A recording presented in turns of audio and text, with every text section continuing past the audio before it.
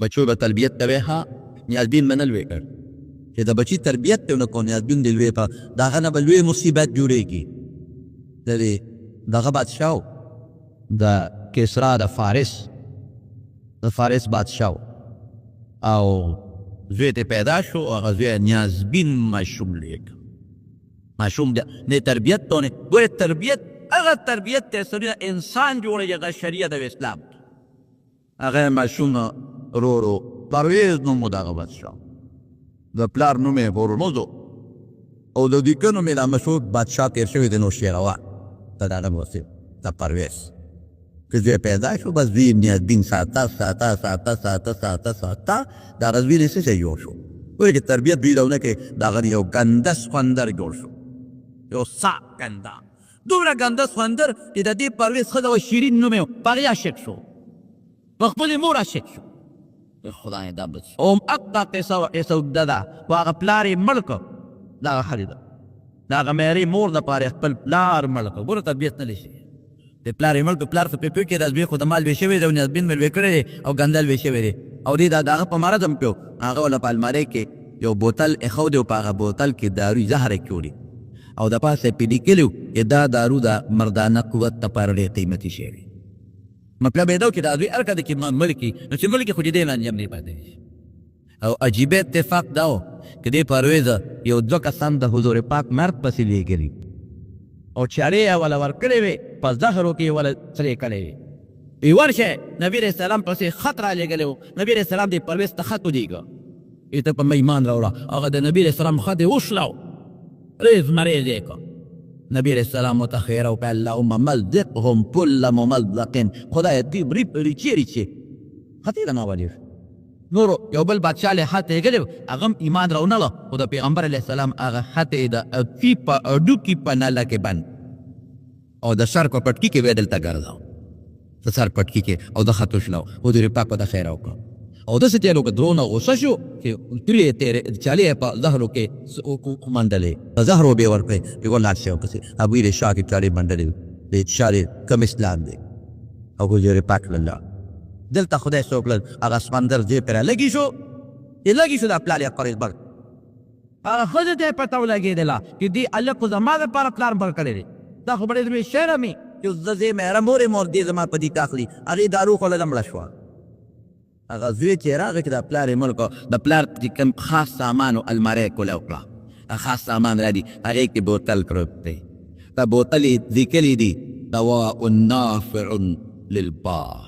چې دا هغه دارو دي چې دا مردانه قوت دپاره ډېر زبردست تریاق دي هغه پلار ورته زهر بند کړي بس وي ښه دا زما پلار کې دونه ښځې ساتلې دا بیا داروګان خوړل شیشه یې کو نه وکړو کل پخلی ور وړ چې ورلاړو نه خو زهر و هغه هلته پرېوت موتاوي لاړل ختم پلار د پیغمبر مبارک دعا ورته ولګېدله پلار مړ شو دوی مړ شو ختم لاړه لور یې وره په بادشاه کېنوله هغه دوه کسان چې کوم لېږلي هغې یې بلا په قسم دیګلي چې تاسو ورته بار کېنئ نبی علیه السلام ته مخامخ کېناستل چې کېناستل موقع تالاشکۍ کې په حضور پاک غلدار وکړي وی څنګه راغلی یې کوم ځای نه وی صاحب نوم په د فارس نه راغلي یو د کسرا د علاقې نه ګوره دا نه یو څه منافقت دی که نه چې ځان ملګري کوو وی چې چا را لېږلی یې ګورې مړه دي جبریل ما ته اوس یې پلار راکړې ده چې چا را لېږلی یې که نه زوی یې مړ دی ښځه یې مړه ده پلار یې مړ دی او وی تاسو څه له راغلي یې شاته م په طبیس لاندې څورۍ منډلې دي بس پوه شو څورۍ منډې په ما غذا نه راغلل نو خبره مې دې پورې کوله چې د زوی به ښه تربیت کوې او دعاګانې به کوې مور نه هم دا پکار چې زوی ښه تربیت وکړي دعا ورته وکړي نبی کریم صلی الله علیه وسلم فرمایي او قرآن شریف کې الله تعالی مثال ورکوي دا د قرآن مثال هم نو د حضور پاک هم ستا یو مرئي دی مرئي او که دا مرئي ته ورته یو کار دی تا مرئي دی دې اګشت دی تا دې پیسې په تا ورکړي دي او دې لګیا دی د بل چا خدمت کوي نو ته به دا مرئي به ستا خوښي ته به چې بې خولو بس یې خوا کې پیسې در ما درکړي دي اګشت مې ډوډۍ زه درکوم جامه زه درکوم کور کې ما سره اوسېږي بجلي دا باندې زما خرڅ کېږي او ظالمه ما پرېږدي د بل چا ته لګې خدمتونه کوې دا غریب څوک خوښ کړي چرې به هم خوښ نه کړي نو الله پیدا کړی جامه الله درکړي ډوډۍ الله درکړي ژوند خدای درکړه سترګې خدای درکړه دماغ خدای درکړل پوزه خدای درکړه بچې خدای درکړي نو بل ته څه ښکته کړي نو خدای به خفه کېږي او که الله به نه خفه کړي دې درېیم لوی قدرت او طاقت څه یو نیک سړی په لاره روان دی او یو متکبر انسان په اس سور دی، کبرجن په اس سور دی، اس هم ډېر قیمتي دی. او چې په دا لاره ځي نو یو چال سره ځي، یو خلک ته څوک یو خوا منډې وایي، څوک ته بل خوا منډې وایي. او د ده د انداز د دې شاه سوار د کبر دی، د لویۍ دی. دا نیک انسان، دا ملا صاحب، دا عالم دی ورته وایي ای برخوردار ودرېږه. هغه ته چا ویلي شو چې ودرېږه؟ هغه هم سوچ وکړه چې دا ملا صاحب د پټکي والا خیره راته ونه کي، ودرېده. څه وی؟ وی ته څوک یې؟ وی زه د بادشاه غلام. وی بادشاه ته د نزدېکت هم شته که هسې غلام یې؟ ځکه څوک غلام په څوکۍ ولاړي د دروازې، څوک په بار پټو کې خدمت کوي، نزدېکت ته ورته شته او که نه هسې وی غلام یم؟ وی نه، د بادشاه ډېر نږدې خادم دی، نږدې. وی څه مطلب؟ څنګه نږدې یې؟ څه مطلب؟ وی زه دومره بادشاه ته نږدې ما، دومره نږدې چې دی یوازې نو بې زه ورسره یم، بل څوک نه یي. چې دی یوازې زه ورسره یم، زه یې مدد کوم. چې دی اوږي شي زه وله ډوډۍ راوړم، چې دی تږي شي زه وله اوبه راوړم، چې دی اوده شي زه یې څوکی کوم، چې له دا جد پیښ شي زه ورمنډه وام. دومره نږدې دی یوازې زه ورمنډه وام، زه حاجت پوره کوم. اوږې شو ډوډۍ زه ورکوم، تږي شو اوبه زه ورکوم، بیمار شو علاج وله زه کوم، او د ده ساجت نو اوله زه پوره کوم. چې اوده شي بیا زه څوکی کوم، چې اوده شي سر باندې زه ولاړ یم، څوکی زه کوم. دومره نږدې یم. او چې چېرته غلطي ده نه وشي بیا سي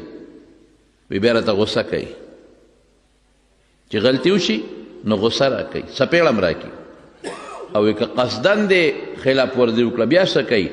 وی بیا مضبوطه سزا راکوي. او وی دروازې درته په ښه نظر ګوري، وی او درې ټیمه راته ډېر په ښکلې نظر ګوري. سهار راته په ډېر ښکلې نظر وګوري، غرمه راته په ډېر ښکلې نظر وګوري وخاندي، ماسخوتن بیا راته په ډېر ښکلې نظر وګوري وخاندي. دا عالم ورته وایي د شاه سوار ته، وی ښه دا خو ستا او ستا د مولا، ستا او ستا د سودار معامله ده، زما او د سرداره مو څوره. زما سردار ستا سردار چې یوازې نو ته ورسره، او زما سردار چې زه یوازې ما سره یي. چې یوازې ما نو ما سره ما نه پرېږدي، یوازې ما سره مدد کوي. ستا سردار چې اوږي شي ته ډوډۍ ورکوې، زما سردار چې زه اوږې شم ما له ډوډۍ راکوي. ستا سردار چې تږي شي ته وله اوبه ورکوې، زما سردار چې زه تږي شم ما له اوبه راکوي. ستا سردار چې اوده شي نو ته پیره ورکوې، څوکی یې کوې، زما سردار چې اوده شم زما پیره کوي. ستا سردار ته چې حاجت پیښ شي ته وله حاجت پوره کوې، زما سردار چې ما ته حاجت شي ما له حاجت پوره کوي. ستا سردار چې تا نه غلطي وشي نو څپېړه درکوي، زما سردار چې ما نه غلطي وشي معاف کوي مې. او ستا سردار چې ته قصدن غلطي وکې او ګناه وکې سزا دله درکوي. زما سردار چې زه قصدن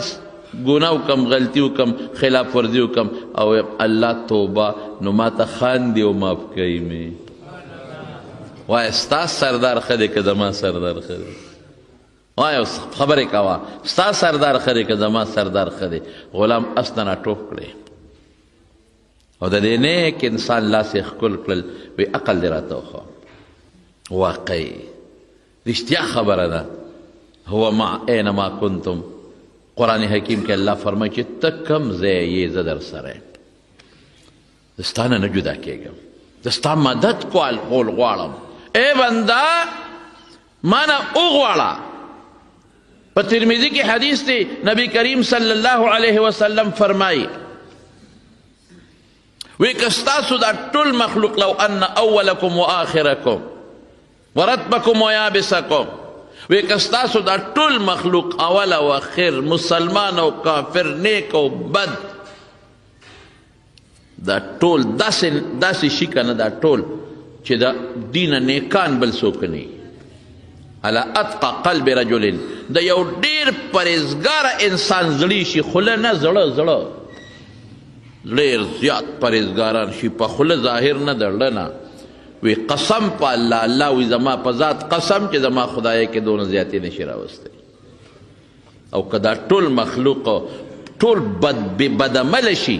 او د زړه نه بدعملي شروع کړي دا ټول مخلوق ما نقص فی ملک شیئا زما په بادشاهۍ کې دومره کمی نشي راوستی زما خدایه کې کمی نشي راوستی او که دا ټول مخلوق دا انسان او دا حیوان او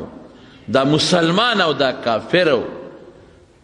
دا ټول په یو میدان کې ودرېږي او ما نه وغواړي خو هغه څه وغواړي چې ردي سوچ او آرزو کې څه تېرېږي یو خدای چې بعض شی ممکن نو راکا نه سوچ کې څه تېرېږي لکه یو سړی وایي چې خدای ماله د اوه واړه اسمانونه او دا اوه واړه ځمکې راکا چې سوچ کې څه تېرېږي ما بلغت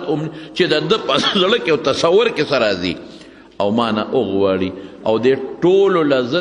د سوچ او د غوښتنې په برابر ورکما نو ما نقص فی ملک شیئا زما په بادشاهۍ کې دونه کمی نشي راوستی ولې ذلک بانی جواد سخیمه ماجد هر سره سره شته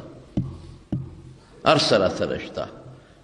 او چې زه کوم کار کول غواړم پې ستړی کېږم نه ویم کن نو فیکون شنو شي به دومره لوی ذات ته چې ودې ستا حفاظت الله کوي ویرسل علیکم حفظة داسې فرشتې در باندې مقرر کړي دي چې ستا حفاظت کوي که دا فرشتې نه وي نو شیطان خو زموږ دشمن دی دا مولیان به ټول وجلی وي چې زه لګیم او دا خلکو بېلمازه کوم او ته مونځ ښی زه لګیم او دا خلک بېدینه کوم او ته دینداره جوړی زه لګیم دا خلک دوزخ ته غورځوم او ته دوزخ نه بچ کې زه لګیم او د خلکو باندې بدعملي کول غواړم او ته ورته بدعملۍ باندې خدای خفه کېږي مه کوه زه لګیم دا خلک په حرامو کې وردننه کول غواړم چې د خدای نه لرې شي او ته ورته وایې حرام مه کوې الله پې خفه کېږي نو د شیطان لویه مقابله خو نن زمانه کې ملا کوي عالم کوي نیکي د تعلیم ښیي ګناه نه د علم بچ کوي دا مولیان به ټول وجلی وي دا صالحان او دینداره تسبو والا به ټول وجلی وي دا دعوت والا به ټول وجلی وي یو به نه وپرېښي دا چې څوک بل ته نیکي ښیي دا به ټول وجلی وي چې دا زر کفر خور شي خو یرسل علیکم حفظة د الله څوکیدارې فرشتې دي دا کار د ده پلار هم نشي کولی پیریان خو ته نه په پیریانو کې هم کافر هم شته او مسلمان هم شته دا کافر به لګېدلو او دا مونږ به وجلو مونږ څوک هغه دشمن چې تی نه تا سره هر څه کولی شي یرسل علیکم حفظة خدای څوکیدارې فرشتې مقرر کړی ستا حفاظت کوي او چې کله وده شي الله یو سړی په بیابان مالک ابن دینار په لاره روان دی او یو سړی وده دی په یو دشت بیابان کې مار پې د پاسه پروت دی په دې سړي مار او دا سړی چې په دې خوب کې سا والي دا مارې د خولې ته مخامخ شي وی دا زه ویرېدم چې خدای دا مار ټک ورنکړي په دا خولې ونه چیچي لوی اجدها د پروردګاره وی دا سړی راویښ شو وی چې دا سړی راویښ شو لویه سا یې واغېسته یو ها یې وکړل او دې مار ته یې وکتل دا مار یې ولیده بېغمه وده شو بیا خوب ورغی یا پروردګاره دې وخت کې چاله خوب ورځي موږ نه او تښتېده مار په بشیر جان پروت دی خوب موږ له نه راځي موږ له خوب وتښتېد او د کمبخ راویښ شو او چې راویښ شو اسویلې وکړه بیا وده شو او مار یې مولیده یا خدای څه به کوي دا مار په دې سینه رارسته شو زه تماشا کوم او له لرې ځای نه چې خدای ما ته دغه ونه کړي چې دا مار رارسته شو نو دا مار د خولې نه هوا وباسي بیا هوا وباسي بیا هوا وباسي د خولې نه هوا وباسي او د سړي په دې مخ وایي ما وایي چې زهر یې په ټول وروغورځول دا خو به تباه شي د سرمن خو به ټول اوس ورسته شي او دا سترګې او پوزه خو به د ټول هر څه تباه او برباد به یا خدای زه غزارم پې نشم کولی شی مضبوط دی یریږم هم چې دا که ورکوم خو د ده په دا خېټه غزار لګي دا سړی مري دا به څه کېږي او دا سړی لږ ساعت پس بیا سترګې غړې کړي چې دې مار ته وګوري بیا وده شي خدای ړوند دی څه ځان خو وړه نیک بخته که زه اوس وایم چې دې وتښتي د مار د دې مری نه په دې لاس سره ونیسي او ښه مزېدار اسویلي کوي په خوب کې هوا خیجی غراری خیجی او چې سترګې غړې کې دی ته وګورې بیا غلې غوندې وده شي دا مار رو رو ته یې ښویېده لا کوشو ته لاړ کوشو ته چې دا مار ته کوشو او د یو جالې ته ننوته نو زه ورغلم دې سړي ته ومې ړقاو او چې مې وړقاو نو دی راپاڅېده ولې دې وړقولم ما وی د خدای ظالمه خولې موږ نه وبېږي ما نه خولې بېږي تا دا مار نه لیده چې دا په سینه دې پروت و وی دا څه شی و خدایا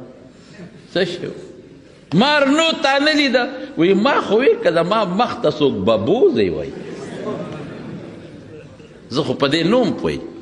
خو ما وی څوک د خدای نیک بنده راته ناست دی او ګرمي مې شوې ده او د مخ ته مې یخه واره رسئ ببوزی راته وی ښه دا مارو ما وی او دا مار رښتیا ووایه الله څه وی زه در سره یم زه در سره یم مدد به دې زه کوم مار خو خدای پیدا کړی دی مار نه بچ کوونکی خو د الله ذات دی دغه مار او دغه لړم دی چې الله غواړي ټک به درکوي چې الله نه غواړي د دې نه به دې خدای ساتي نشي درکولی حضرت ابراهیم علیه السلام چې کله ورته وغورځو او خدای الله مقرب پیغمبر دی او خدای ته ډېر نږدې دی ټول پیغمبران الله ته نږدې دي خو د ده متعلق خو الله قرآن شریف کې فرمایي ولقد آتینا ابراهیم رشده من قبل وکنا به عالمین مونږ د ماشوموالي نه د ابراهیم پیژنده ما ولا د ماشوموالي نه هدایت په لکې اچولی هر سړی الله ته معلوم دی د خدای نه څوک هم غیب نه دی هر پیغمبر ته خدای رشد د ورکوټوالي نه په لکې اچولی دی خو دا د خصوصیت دی چې دی لا ماشوم و چې دی چا خطا کړی نه دی دی لا ماشوم او پلار به بوتان جوړولو ده به بوت ته ورکوله دی لا ماشوم دی چې پلار سره مناظره کوي بابا خدای دې کم دی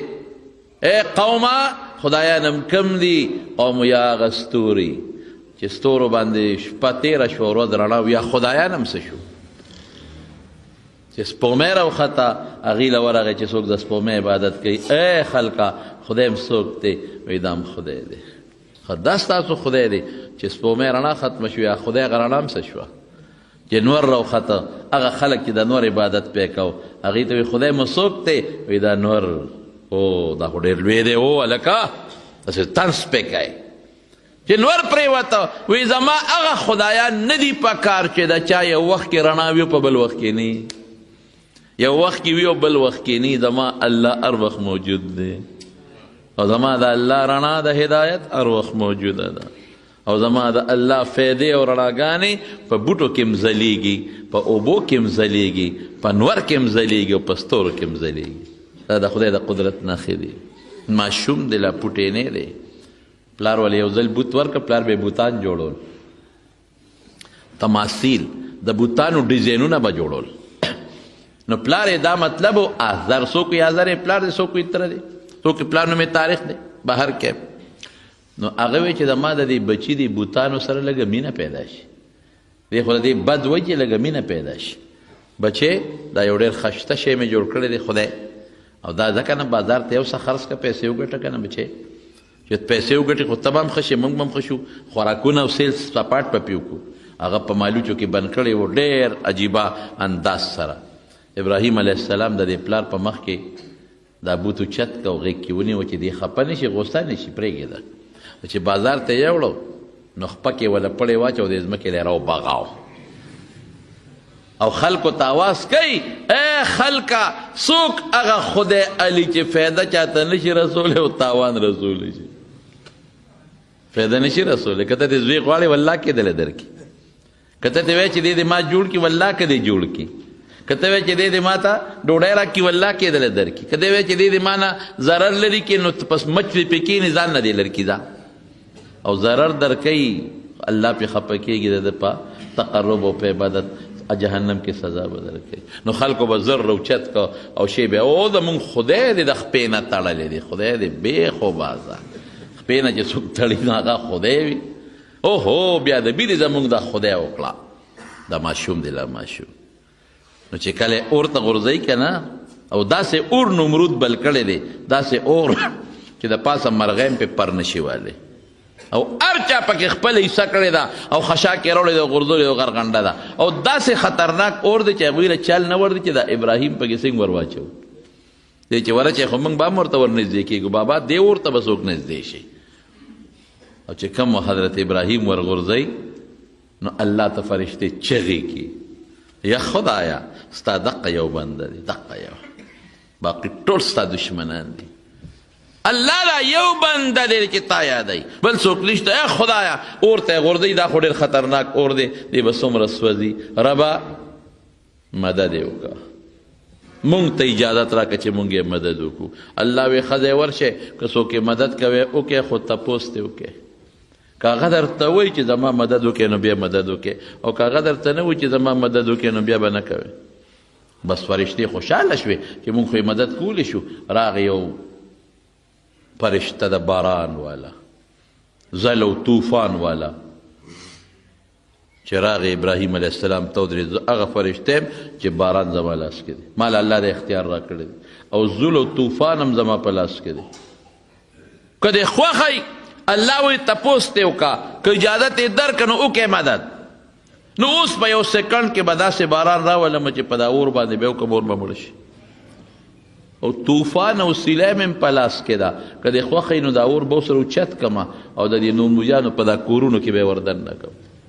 هوا به راولم او دا ټول اور به اوچت کړي او دا بصرې به په دې کورونو کې دي ټول به دله سوځم څنګه دې خوښه ده وایي اما الیک فلا تا ته مې ضرورت نشته هېڅ ضرورت نشته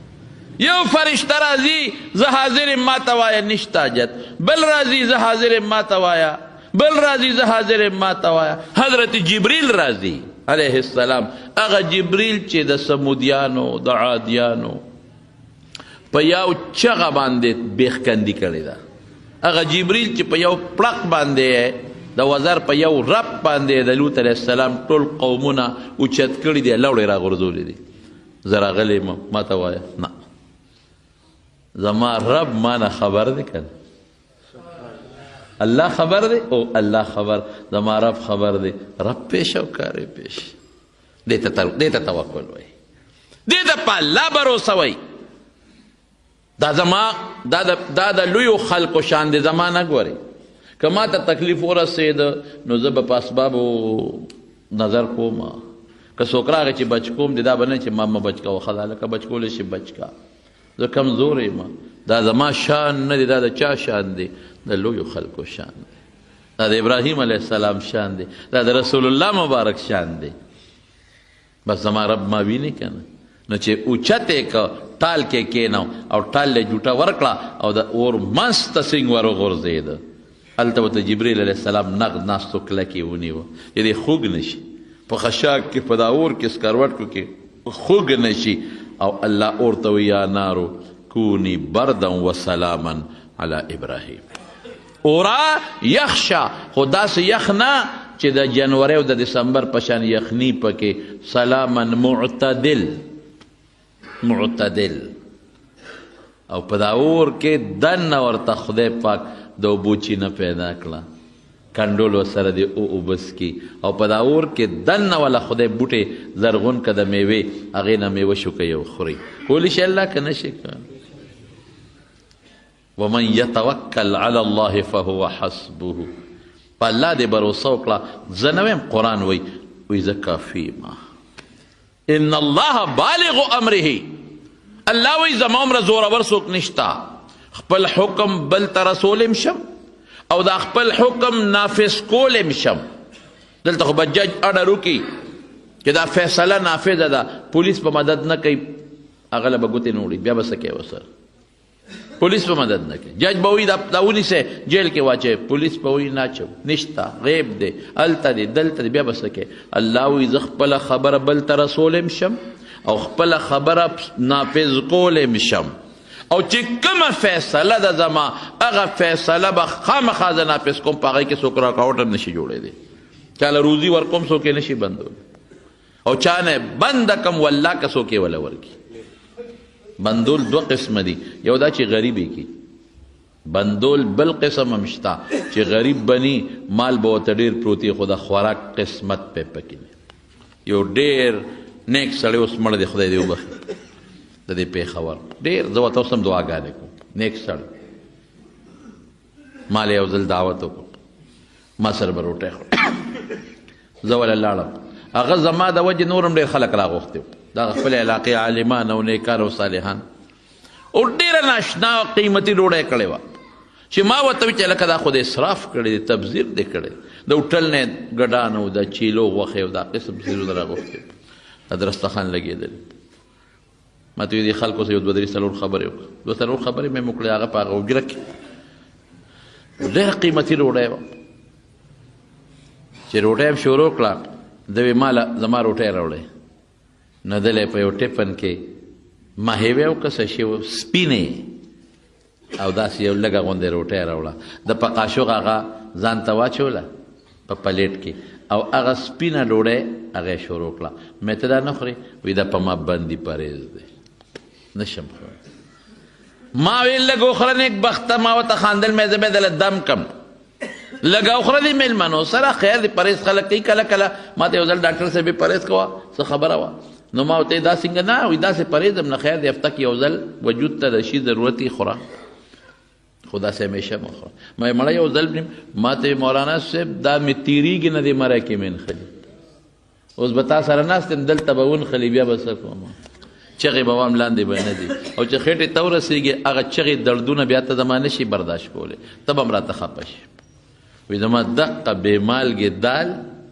او دا بې مالګې روټۍ بس نور نه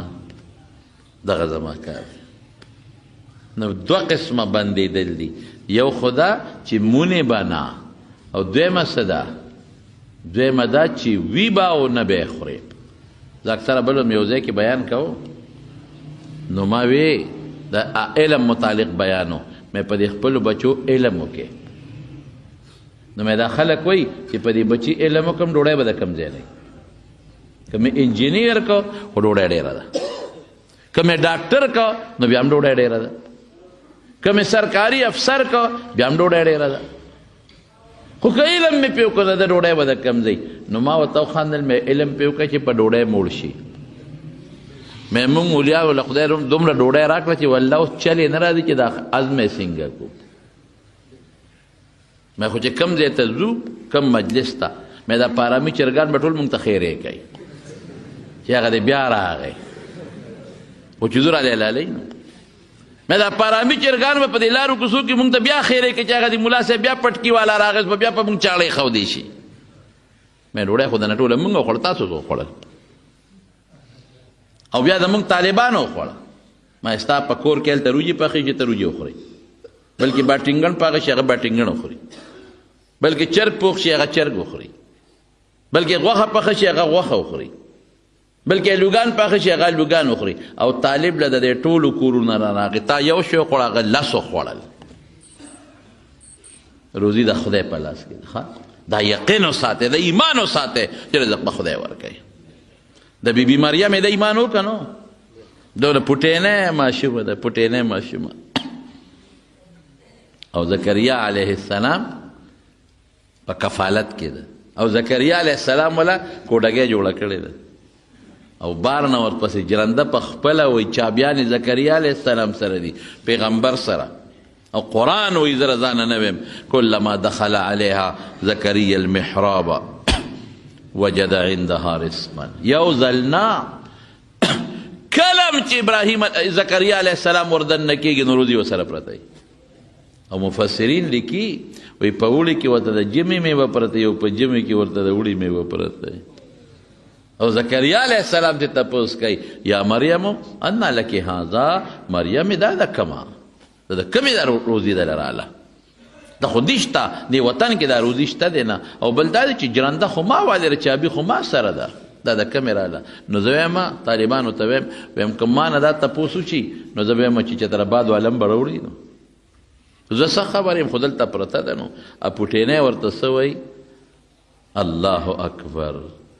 اے مریمې د کم ځای نه دا ډوډۍ ده قالت هو من عند الله دا د الله د طرف نه او بیا څه وایي ورته اے زکریا ته خو پیغمبر یې که نه سوچ کوه ان الله یرزق من یشاء بغیر حساب. الله چې وغواړي چالم نو بې صبر روزي ورکوي، بې صبر روزي ورکوي. سلیمان علیه السلام وایي الله ته الله هغه خو په دیوان او په پیریان حکومت دی، الله مال اجازت راکا د مخلوق لري یو کال ډوډۍ ورکوم، نشي ورکولی. یو میاش اجازت راکا، میاش هم نشي ورکولی. یو هفتې له اجازت راکا، سلیمان هفتې هم نشي ورکولی. یو ورځ له خورا ورځ هم نشي ورکولی. یو وخت له خو به الله اجازت راکې یو وخت ورکولی شي. سلیمان علیه السلام خو وایي چې دا ټوله دنیا زما ده، پیریان را سره دي، دیوان انسانان را سره دي، په هغوی د کارونه کوم، په دې ټولو پټو کې به غله وکړم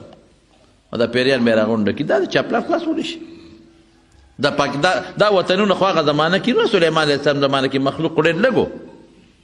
دا دومره چې څومره مخلوق نن په مخ د ځمکه خوري دا نو ډېر لږ،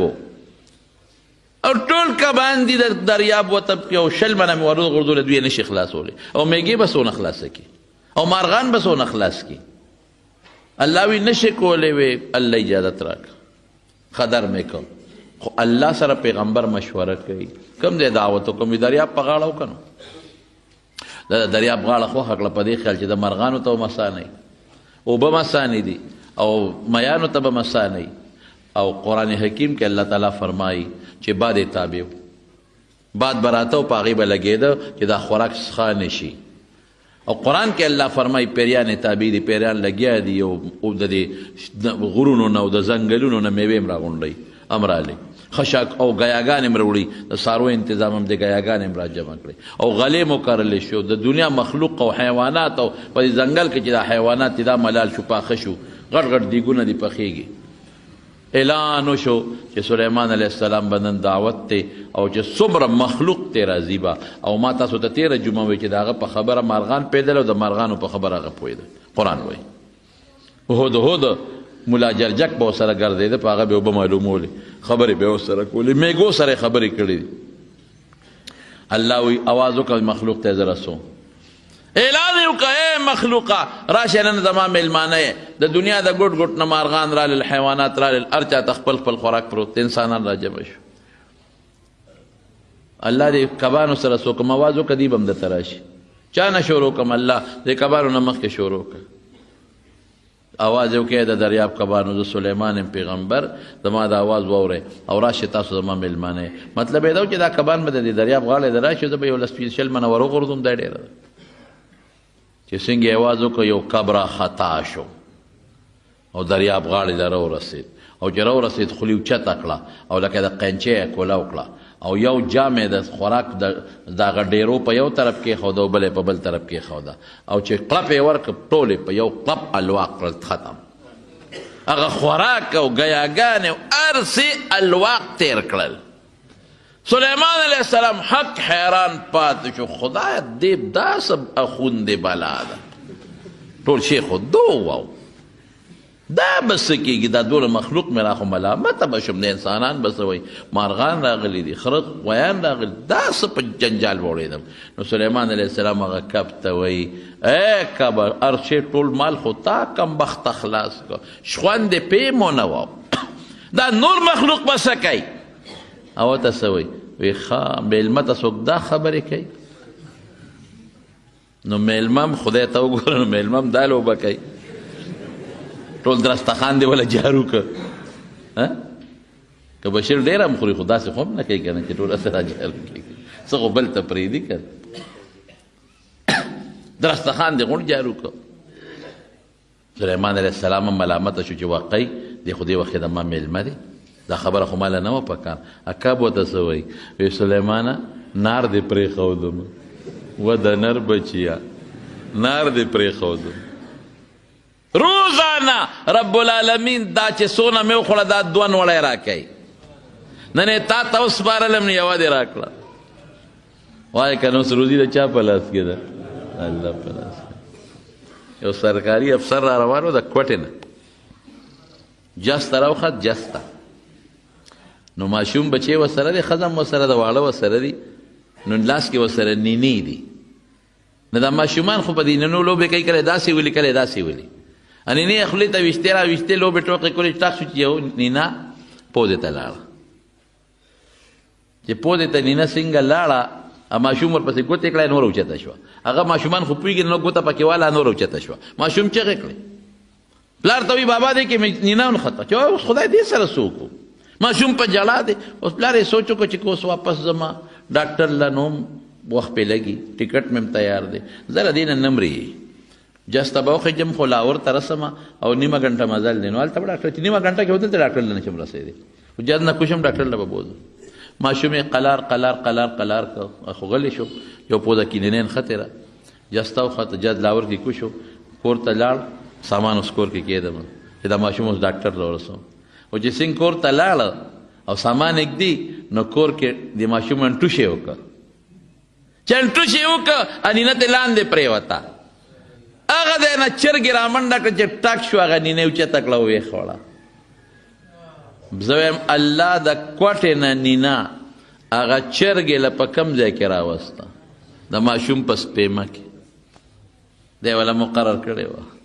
چې دا نینا به خوري د کوټې نینا ده او دې ټیم کې به یې خوري نیمه ګنټه پس به یې خوري ګنټه پس به یې خوري وروسته به یې نه خوري او په کومه کارخانه کې وله راوړله په پوزه کې وله راوړله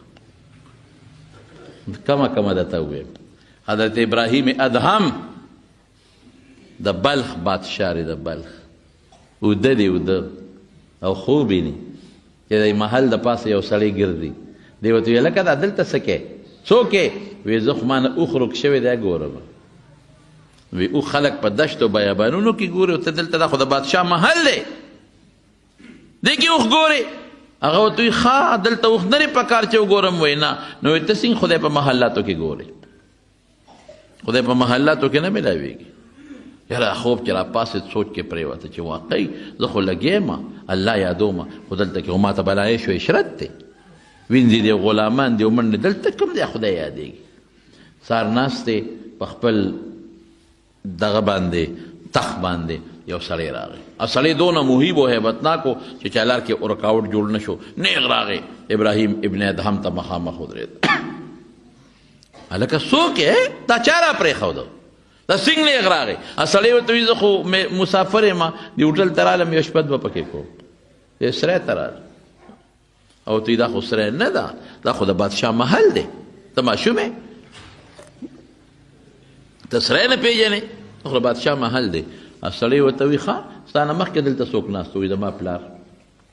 د هغه نه مخکې دلته څوک ناست و فلان کې د هغه نه مخکې دلته څوک ناست و فلان کې نو چې دومره خلک په یو ځای تېر را تېر شي نو هغه سری هوټل نیسي سړی غیب شو لاړ یاره پوه شو ابراهیم ابن ادهم چې دا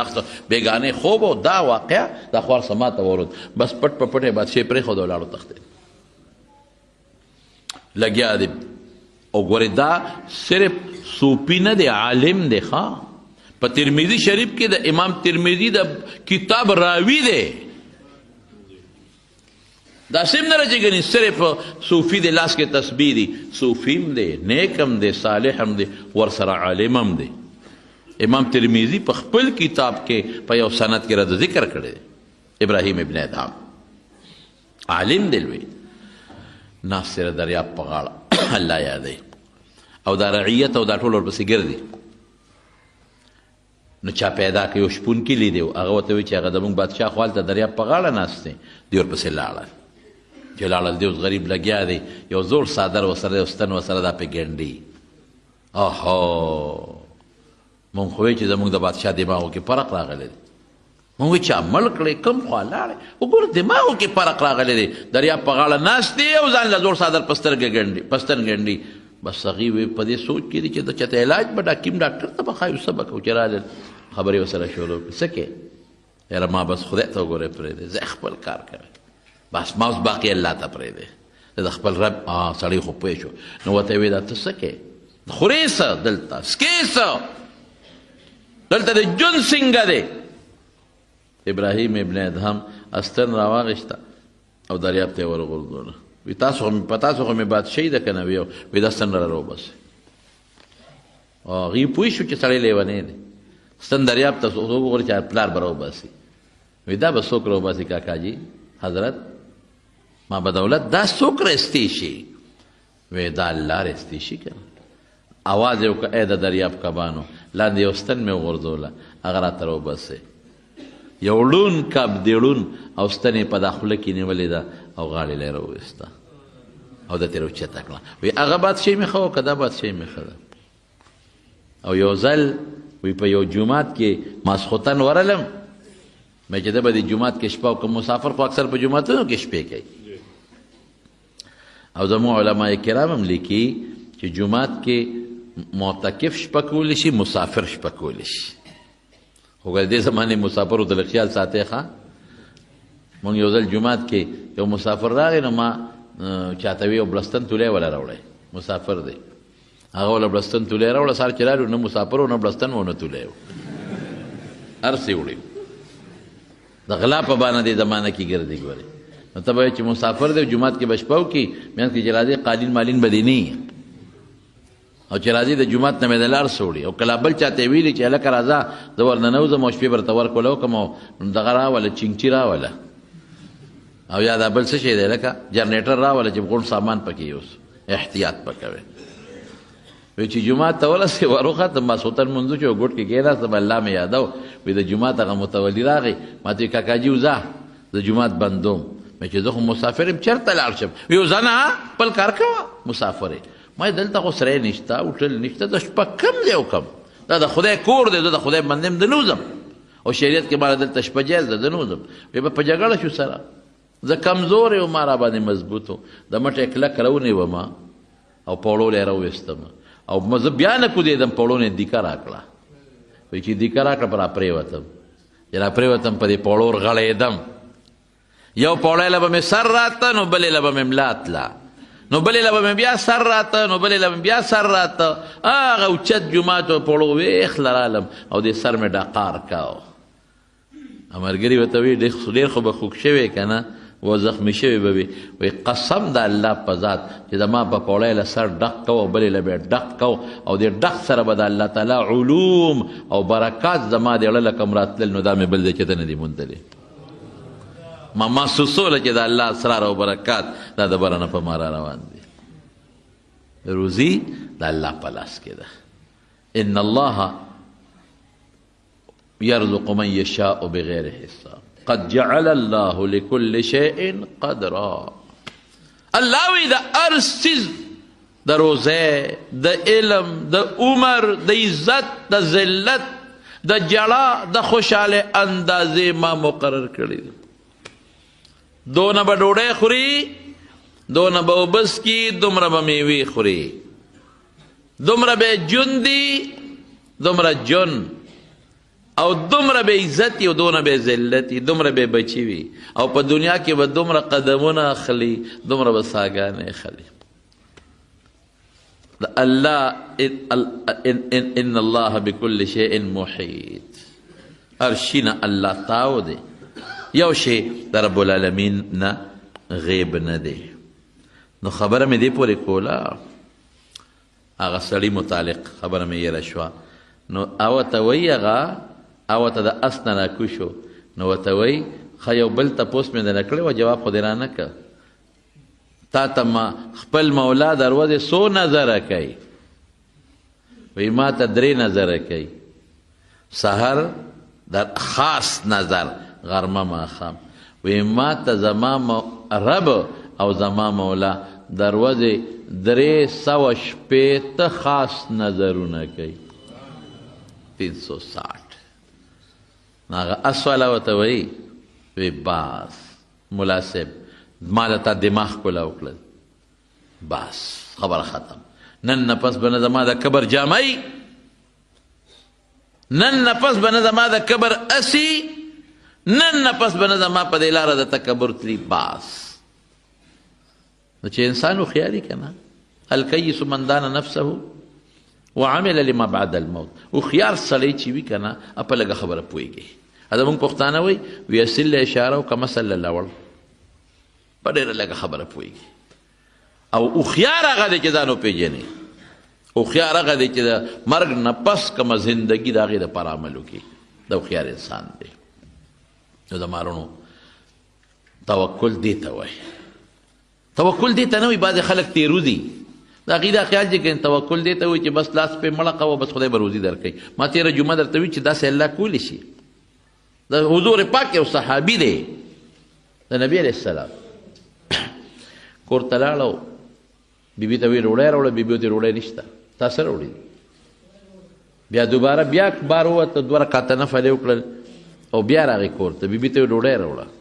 او ته د خدای نېکبخته لاړ شه چې ته لاس پې وخوځوه دیاړي وکړه راوړه زه به مخورم ته به مخورې ماشومان به دې مخوري نو زه د کمې راوړم زه مزدوري وکړم بیا جومات ته یو 2 رکعته نفل یې وکړل بیا راغی ښځې ته وایي ښځې ډوډۍ ښځه ورته وایي تا به نه څه چل شوی دی که څه بلا ده دې مر راځي 10 منټه پس ډوډۍ کم ده موږ هم نار یو تم څه لاس پې وړه کوه نېکبخته چې ته دیاړي مزدوري وکړه چا سره بګار پڼ سره راوړه چې پخه کم طالب جومات ته لاړه الله نشم کولی ښځه چې مې سویه نشم کولی بس تا نه غواړم تاله راله راکې راکه نی زه دې مړ شم ښځه دې مړه شي ولې دا هر چا سره الله نه کوي ښه بعضې سره یې کوي چې مونځ یې وکړو الله ته یې لاس اوچت که او کور ته ورغی ښځې ته وایي ښځې ډوډۍ وایي راشه که نه سړیه لوی جنجال جوړ دی هله شابه زر را منډه وه ښځې څه دي یا میچن تاویږي اوړه راغورځوي سړی نشته چې تاویې لکه د دې زمانه کې بجلی نه وي لکه د بجلی دا چې تاویږي او غنم هم نشته چې څوک ورچې اوړه راغورځوي لګیا یم هغه په اوړه چوم په بوجو کې او په لوښو کې د کوټو سامان ډک شو هلته تنور دی هغې نه ډوډۍ په خپله رانړېږي او بار غورځېږي اوس خدای دې سره څوکم هغې سره څوکم بس صحابو ته خو چې څه مسله راله نیغ به نبي علیه السلام له تلل په منډه لاړ رسول الله صلی الله علیه وسلم او ده یو چل رښتیا وکړه چې دی راغی سړی خو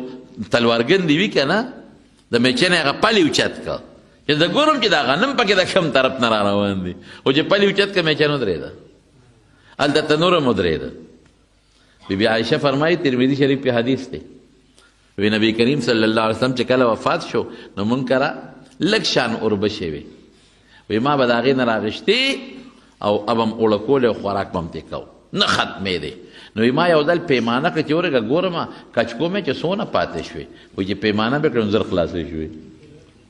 بیا اعتماد په هغې پیدا شي کله چې دونه پاتې شوې دونه ورځې کار کوي مې چرې پلې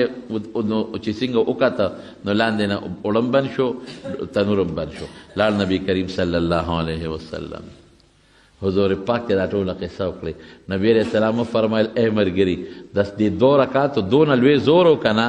ارمان که تا د میچنې د پل له ګوتې نه وې وړوړې تر قیامته پورې به تاوېده اوړه به یې راغورځول او تنور به تر قیامته پورې پخې ډوډۍ راغورځول د تاتار یو شهزاده حمله وکړه په بغداد او په دغه علاقو تاتاریانو اوږده قصه ده یوه حمله هم نه ده ډېرې حملې یې کړي دي شهزاده حمله وکړه او ډېر ظالم او جابر او مضبوط فوج و ورسره بغداد د مسلمانانو د غیر چاپېره علاقو چې واورېدل چې تاتاري فوج را روان دی نو هغوی ښار پرېښود او تښتېدل دې مقابله خو ګرانه ده دې سره موږ مقابله نشو کولی دا خو ځناور دي دا خو انسانان خوري وتښتېدل علاقه خالی کړه چې تاتاري شهزاده راغی او لښکر ورسره او دوی راورسېدل نو خلکو نه یې تپوس وکړه فوج نه شابه چې څومره مسلمانان دي مړه کې چې څومره ښځې دي داره ونیسئ وینځئ کې چې څومره ماشومان دي غلامان یې کې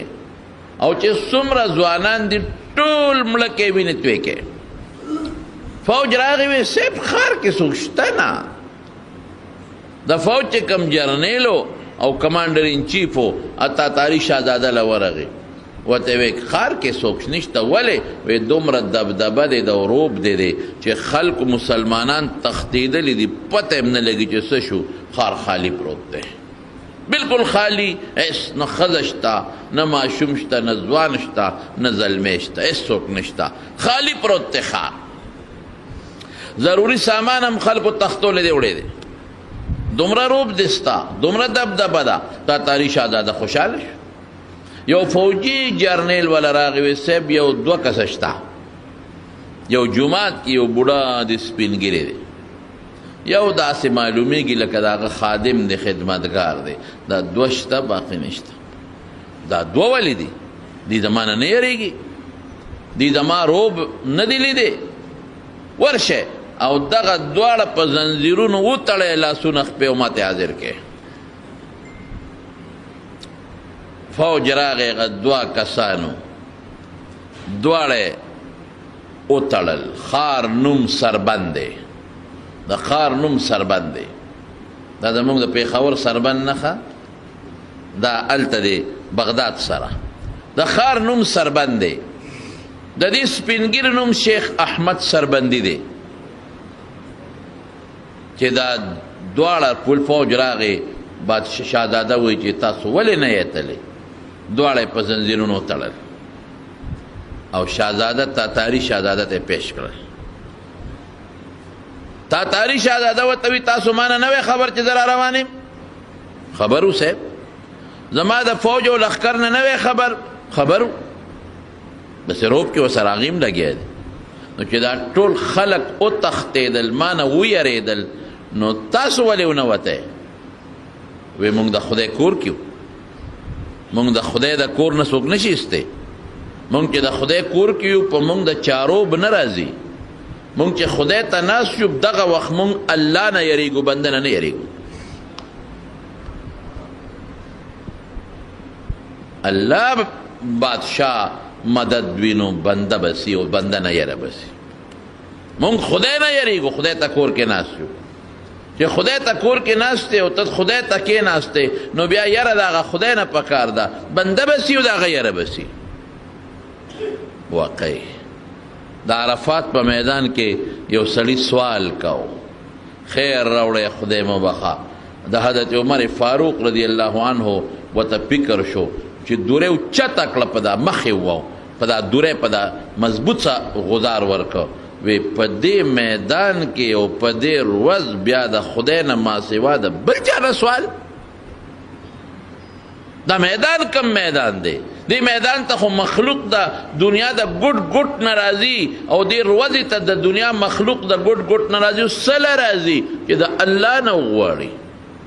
دا ورځ او دا میدان او د الله نه ما سوا د بل چا نه غوښتنه مخلوق نه سوال کې بل ځای کوه دلته به نه کې واقعي چې سړی جومات ته راننوت او جومات کې الله ته ودرېده په کار دی چې دی دغه وخت کې د چا نه وغواړي شوق سره ووایه الله نه وغواړي بس ودرېدې خدای اهدنا الصراط المستقیم خدایا ماته باندې لاره ایاک نعبد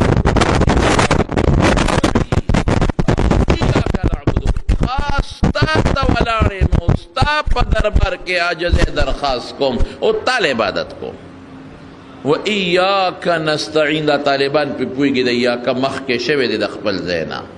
دا ضمیر مخکې شوی دی معنا څه الله خاص تا نه مدد غواړم خاص تا نه د بل چا نه نه ګورې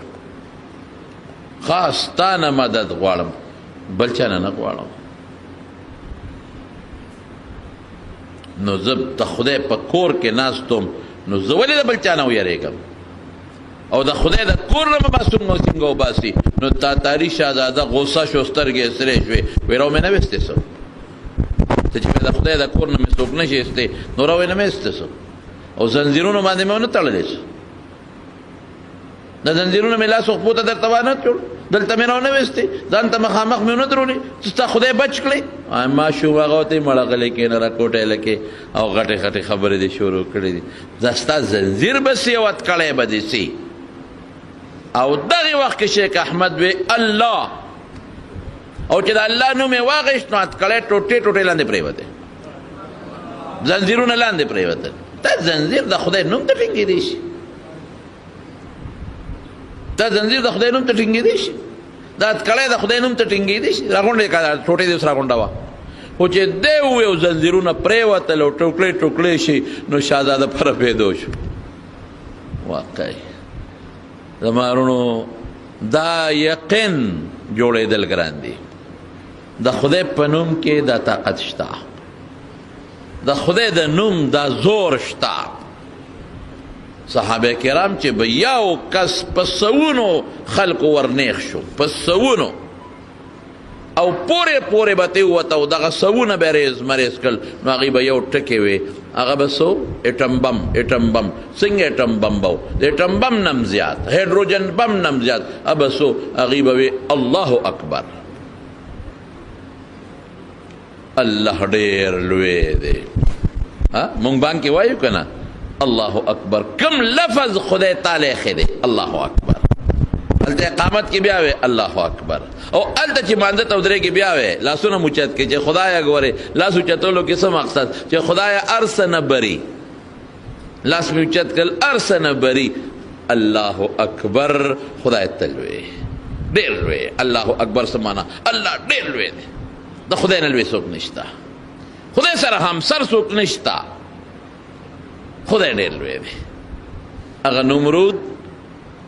چې د خدای دعوی کړی و، نمرود به وایي زه خدای یم. الله وی نشه که نه سم شه سم شه. استدراج ورته مونږ په عربی کې وایي. خدای بعضې وخت کې یو سړي له مهلت ورکړي، پرېږدي مهلت ورکي ورکي ورکي ورکي ورکي ورکي، نو دې نور مخکر اوچت کي اوچت کي اوچت کي، نو بیا خدای و یو ټس ورکي لاندې راغورځوي. دی وایي دا د خدای نعمت دی، د خدای نعمت دی. د هغې داسې مثال لکه مږې ته چې په پنجره کې غوښه کېږي، مږې ته چې پنجره کې غوښه کېږي نو مږه خو پې ګمان د نعمت کوي، خو هغه نعمت نی، هغه څه شی وي؟ هغه د مږې د نیوو دپاره یو اسلحه نعمت نی. هغه ورته ډېره خشته کړي چې څوک یې ورته اږدي، ورته یې ښکلي کړي، اوږه م پې واچوي، مسالې م پې واچوي، په غوړو کې اوم ترسوي چې ښه خوشبویه شي چې دا مږې د سوړو نه هم ورپسې راوځي. نو مږه وایي لوی نعمت دی، ګډېږي ورته او وردن نه شي، بچو ته مو چې شا به راځئ نعمت دی نعمت. او چې چا لټې ښودی دی هغه یې بچی لکه غوندې وخوره خیر دی. اوس به در سره پوهېږم ډنډه ورسره لاس کي، اوبو کې دې منډم سره د دې لټه او ټوټې ټوټې به دې کم. تا خو زما ټولې کور سورې سورې کړی دی، تا خو زما ټولې جامې غار غار کړي دي، پرېږدم دې چا. هغه رزق چې پنجره کې پروت دی مږې ته نعمت ښکاري، حقیقت کې قهر او غضب دی د مږې د نیوو. د فاسق او فاجر او د کافر رزق او د دنیا خوشحالي هغه د مږې د پنجرې ټوکړه ده. خدای زمونږ رزق هغسې نه کي، زمونږ دا د خدای نعمت کی، زمونږ دا د خدای نعمت کی، زمونږ دا هغه دی لکه پلار چې ماشوم د ټوټه نوړی جدا کی او هغه ماشوم وایي دا نه خورمه، دا خو خوشبویه نه ده، دا خو غوړو کې نه ده سره شوې. او بچې وایي نه که نه بچې ډاکټر غوړي در باندې بند کړي مری دې خوږ ده او مینت ورته کوي چې خوره. نو زمونږ دا رزق هغسې خوشبویه نه دی، خو الله وایي نه که نه هغه دله نه دی ښه هغه شی هغه مږې هغه دا دله ښه دا خوره نعمت. به هر کیف د الله د نوم زور، د الله په نوم کې چې صحابه به وي الله اکبر کافر به تښتېدل. الله نوم ډېر زورور. نو چې شیخ احمد سربندي، یو شیخ احمد سرهندي دی هغه جدا دی، دا بل دی سربند، چې هغه وي الله اکبر ټوټې ټوټې، نو په شهادت الله چو لګېد، چوړه چې پې ولګېد وایي بس ځه تاسو ته څه نه وایو ښه ځئ خپل جومات کینې پکې خپل کار کوئ. او فوج ته وایي دا بابا او دا د خادم ته ته به غږ نه کوئ، دی دې په خپل جومات کې چې څه کوي نو کوي دی. نو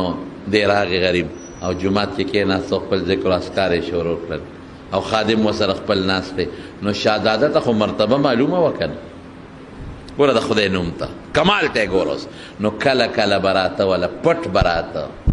چې دا سړی خو د لوی مرتبې خاوند دی، د ده د خولې نه خو د خدای یو نوم وتلی او اوسپنې ټوټې کېدل دي. نو کله کله به وله راته ما ته دوا وکړه. نو شیخ احمد ورته و یو ځل وی شیخ احمد سربندي وی هلکه مسلمان شه که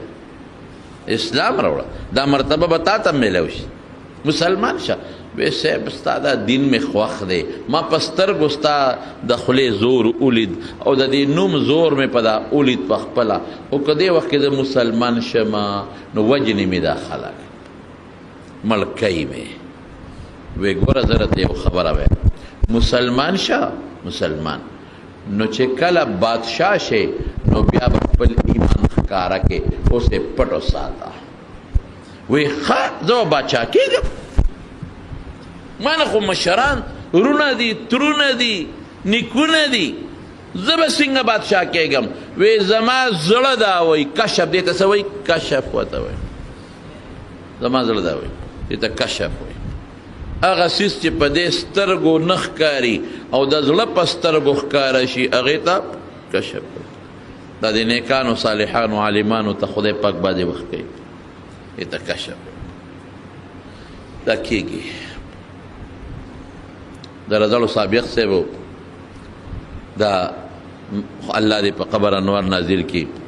مولانا صبیح الدین صاحب سابق صاحب او زمونږ د عمرزو صاحبزاد عبدالباری جان صاحب صاحبزاده صاحب خدای دې وبخي دواړه اوس وفات دي دواړه دارالعلوم دیوبند فاضلان ما ته په خپله سابق صاحب وي دته ما په خپله او یوازې ما نه ډېر ګواه نشته به مونږ په دارالعلوم دیوبند کې وو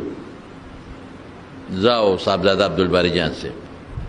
نو مونږ وی چې زو تانبون ته د مولانا اشرف علي تانوي رحمت الله علیه ملاقات کوو ځکه مولانا اشرف علي تانوي رحمت الله علیه ډېر الله ته رسېدلی سړی لوی عالم لوی مفتی اعظم د دارالعلوم دیوبند لوی مفتی او د تصوف لوی امام د ذکر و اذکار او د څلورو طریقو پیر لوی سړی لوی علم هم خدای ورکړی نو مونږ وی چې یاره بیا مونږه پاکستان ته لاړ شو هغه وخت یو هندو پاک یو لکه خپل وطن ته لاړ شو نو بیا به ارمان کوو چې یاره دیوبند کې مونږ وخت تیر که خو مولانا اشرف علي صاحب سره ملاقات ونه زه چې ملاقات ته لاړ شو نو صاحبزاده عبدالباری جان صاحب او زما رای وه نو مونږ وی چې تانبون د دیوبند نه لرې زه ملاقات کوو یو دریم زمونږ ملګری دی هغه نوم یې ما ته واقع خو دې تاسو ته نوم نه اخلم دریم ملګری و چې هغه ته مونږ ووې چې هلکه مونږ خو د مولانا اشرف علي تانوي صاحب ملاقات لرو تانبون ته او تم را سره لاړ شه هغه وې مړه دا پیرانه دا پیسه ټکه او پیسې خوري د خلکو نه جیبونو کې اچوي او دا بد ردې شروع کړل خو زما وروڼو اهل الله پسې بد به نه وایې دا یاد وساتئ دا زما دا یو وصیت ذهن کې واچوئ څوک چې د دین لږ کارم کوي بد به نه وایي په دې الله خفه کېږي او بیا عالمانو پسې چې خولې نه بد ونه خیږي ته به مړه ما خو پرون هم کنځل کړي وه بل ما ته خو خدای سونه وي نه وایي خو څه موده پس او د والو مختلفې طریقې دي من عاد لي ولیا فقد آذنته بالحرب الله وی ګوره سم شه او که دا چل دی وکړو نو زما د طرف نه لالې جنگ دی بهر کیف وی دې دریم غیبت شروع کړه چې زه نه ځم اشرف علي سي او دا بد ردې شروع کړه او دا پیسو ته او دا شیخي او پیري او مریدي دا خو ټول د پیسو دپاره دي هلکه داسې مه وایه هغه داسې عام پیر نه دی یو عالم دی مفتی اعظم دی او ډېر نیک سړی دی او ته مه کوه خیر د دړه نو غیبت یې کو خو مونږ وی راته هلکه مونږ زو ملاقات لته خو هسې به تماشا وکړې که نه ملګرتیا وکړه ډېره ښه ده وی په لاره ځو او دې په ټوله لاره د مولانا اشرف علي تانوي رحمت الله علیه بد وایي یاره مونږ هم بیا ستومانو چې دا بل هم سره پر ځان سره روانه کړه خو بس اوس ملګری دی هلکه مه کوه غیبت بد مه وایه وی چې لاړو خانقاه ته ورسېدو نو دا هغه وخت و چې اخري وخت و نو خانقاه کې خپل آداب او چې دا چا ملاقات له لاړ شي ګورې د هغه د آدابو خیال به تم ساتې نو د خانقاه چې کوم مشر خلیفه و نو هغه راته ووایي چې مولانا صاحب دې وخت کې کمزوری دی نو ګورې وخت به ډېر نه تېروي مختصر وخت به تېروي بس ډېر وخت به نه چاله نه خرابې او چې څنګه ورننوځي نو ابدا نه د دریو خبرو تپوس کوي نو چې تاسو ورته جواب په ذهن کې تیار ساتلی ابدا یو تپوس دا کوي چې کون ہے څوک یې دویم تپوس به دا کوي چې کہاں سے آئے ہیں کم ځای نه راغلی یې دریم تپوس به دا کوي چې کس لیے آئے ہیں کم ځای سره پار راغلی یې نو تاسو به ورته ځان هم وښایئ چې کوم ځای نه راغلي هغه ځای به م ورته وښایئ او چې څه راغلي به ووایئ خو ګوره یو خبره به کوئ که دواله راغلې وی دواله راغلې که بیعت لراغلی وی بیعت لراغلی که مسئلې تپوس تراغلی مسئلې تپوس تراغلی که اسی ملاقات تراغلی وی صاحب اسی ستا زیارت تراغلی یو خبره به کوي دو درې به نه کوي د هغه اوقات ډېر قیمتي دي اوقات به نه خرابوي یاره وایي چې ده راته دا خبره وکړه نو موږ هم پره پیدو شو چې خدای دا خو ځان له قینجونه پکې راووتل او قیدونه پکې راووتل او چې څنګه ورننوتو نو مولانا اشرف علي تانوي رحمت الله علیه ناستو ڈڑے والے وا نو فوراً تپوسو کہ کون ہے کون ہو کہاں سے آئے ہو کس لیے آئے ہو سو کہ منگوے صاحب ہم طالب العلم ہیں طالبان بھی دین طالبان اور دارالعلوم دیوبند سے آئے ہیں دارالعلوم دیوبند نہ راغلی اور بغرض دعا حاضر ہوئے ہیں دعا د پر راغلی وی ما ته وکتل چې تشریف رک کین صاحبزاده عبدالباری جان صاحب ته وکتل وی تشریف رک کین هغه درې مرګري دغلته خو سم دی او چې دا پلار او په دیوبند کې غیبت کو وی چې هغه ته وکتل هم کې ناست وی هغه ته فورا وی اٹو خبیث اٹو خبیث اٹو خبیث اوزا پاسا وی هغه لکه سستی وکړه چې اٹھاو تم کو خبیث اٹھو نکل جاؤ وی سړی چورلټ وست دې ته کشف وی دا د غیب علم نه دی د غیب علم جدا شی دی د غیب علم چې یو سړي سره د یو شي علم وي که نه نو چې دی کله بیداري او نشه وغیره وتلي نو هر وخت وتی او کشف هر وخت نی چې کله خدای پاک وغواړي نو راولي او چې خدای نه غواړي نو نی بیا په علم کله کله ذهول غفلت راځي کشف باندې ذهول غفلت نی کشف چې خدای کله وغواړي باید بیا پوره چې ونه غواړي بیا نی دې ته کشف وایي سیبا بس سړی چورلټ پاسه ویوست او بس موږ ته بیا دوا وکړه موږ ته وایي چې دا خبیث دی دا خبیث دی تاسو کې نه موږ ته ښه ډېره دوا وکړه وایي چې بار راووتو موږ ته چې پته راته ولګېده دا پیران داسې او پیران داسې د مولانا اشرف علي صاحب کشف درته معلوم شو دی نه خو یو زه خبر وم یو ته یو دا درې کسه خبر وو د خانقاه هم ته څوک نو خبر هلته د غیبت کو په لاره د غیبت کو ورته پته ولګېده خدای ورته پته ورکړه ویې ویسته که ویې نه ویسته دې ته څه ویلې کېږي کشف دا د نیکانو خلکو ته عالمانو ته کله کله خدای پاک وکړي نو شیخ احمد سربندی شاهزاده تاتاری ته وایي چې اوس ایمان راوړه مسلمان شه او کته ما خلق وجني ټول کافر دي نو دیر نو تا ته بس موده پس بادشاہي ملاویږي نو بیا به د یرنی بیا به خپل ایمان ښکارا کې او هم ته بادشاہي ملاویږي مانه خو په مېر ډېر خلق مخکې پراته دي بس وي زما زړه دا وایي چې تا ته بادشاہي ملاویږي دا تاریخ شاهزاده خو د هغه د ذکر زور لیدی مسلمان شو پټ او کله کله به راته شیخ احمد صاحب له هغه نه به دین هم زده کوه هغه سره به دعا مو غوښتله په ځان یې څوک نه پوهېدل چې زه مسلمان یم او ټیک 13 کاله پس خدای بادشاهي ورکړه 30 سال پس او چې کله بادشاه شو نو بیا راغی شیخ احمد صاحب له وی صاحب ستا خبره خدای رښتونې کړه بادشاه شو اوس به واده هم پوره کې تا خو اوسه پورې اسلام پټ اوس بیا ښکاره کې بالکل به ښکاره کوم اعلان یې وکړه چې زه مسلمان او 13 کاله مخکې ما د دې پیر صاحب نه بیعت کړی دی او ما ایمان راوړلی دی او چې څومره زما رعیت دی ټول به مسلمانېږي هغه څومره چې رعیت او خدای ټول مسلمانان کړل بنیاد یې چې موږ ولټو د خدای ذکر نو وذكر اسم ربه فصلى ولذكر الله اکبر د خدای د ذکر نه لوی شی بل نشته نبی کریم صلی الله علیه وسلم فرمایي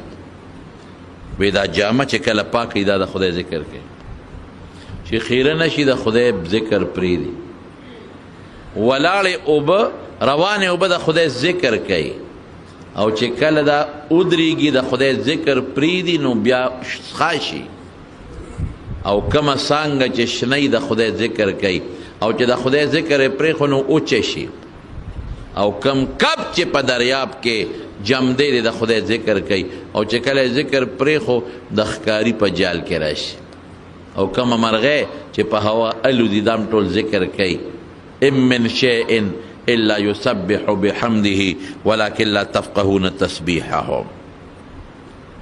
هر سیز د خدای ذکر کوي خو تاسو د دې سیزونو په ذکر او په تسبیح پوهیږئ نه نو چې کله د مرغۍ ذکر پرېښو نو د ښکاري په جال کې بیا واقع شي نو خدای به یادی د الله ذکر به کوې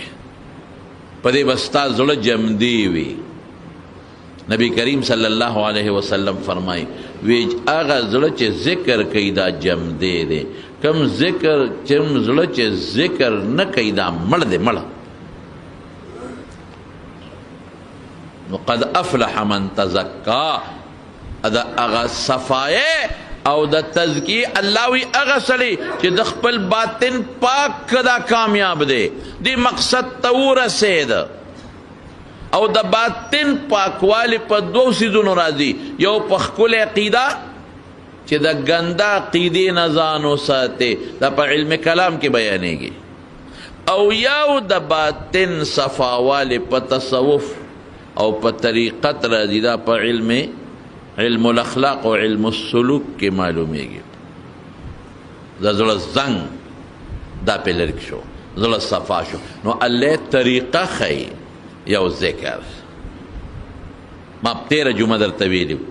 نبی علیہ السلام فرمایي وی دا زړونه زنګ کېږي تپوس ترې وشو د الله رسوله صفایي څه ده نو ما دوه ویلي یو مرګ یادول او دویم څه شی دی ذکر بلکې کثرت ذکر الله د خدای ډیر یاد ډیر الله یادول او دویم څه شی دی منز فصلا ذکر اسم ربه بانگے ہوئے ذکر اسم ربه اقامت مشو ذکر اسم ربه چی پا منز ادرد نیت مکاللہ استاد پارا ذکر اسم ربه بی اللہ سوچت کوئی اللہ اکبر فصلا نو دا خدا عبادت ہوگا مندگی اکلا بیا پا منز خدا دیر زیاد خوشحالی کی منز اغا عبادت تے چه اللہ پاک پا منز باندے دیر زیاد خوشحالی نبی کریم صلی اللہ علیہ وسلم عادت سو گورا دا پریشانو یا و علاج ذکر شو دویم منز صحابی وی کان رسول اللہ صلی اللہ علیہ وسلم اذا حضبه امر فزع الى الصلاة فزع الى الصلاة وی چه کلب یا فزع الى الصلاة چه کلب نبی علیہ السلام دا یوسیز دا وجن غمجن شو او تکلیف پا پراغه پا منزه با ادرید فوراً پا منزه تا ادرید او دا رسول اللہ مبارک غم با پسو غم دا تاوی پا مال غمجن شوی نده چطر دا بچو دا وجن ٹینشن او غم که نده پروتیو نده نوسو نه نوسیه وفات شو زویه وفات شو سوی ان لله ما اخذ وله ما اعطا جو سراک لم دا خدای دی چی واقشت لم دا خدای دی پا دی غم ندی شیخ عبدالقادر جیلانی من خو پا مال غم جن کی فطری تقاضا زم غم جن کی گم تاسو مال دا چا حالاک شی بنده غم جن کی خودلوی و خلق پا مال غم نی شیخ عبدالقادر جیلانی رحمت اللہ علیہ خودلوی مالدار سڑیو تاجرو سے بحری کشتے بے ڈکتلے دا سودا نو ناستو یو سڑی والا راغی وی سیب ستا غا بحری جز غرق شو خوبو کے ڈوب شو زک سات استرگی پٹک لوی الحمدللہ الحمدللہ لک سات پس بل اطلاع رالا وی سیب بچ شو خوبو کی بس ڈوبے دا خو بس اللہ بچ کا وی الحمدللہ یو مرید وتوی فقر کېدو باندې الحمدلله وې او په بچ کېدو یم الحمدلله وې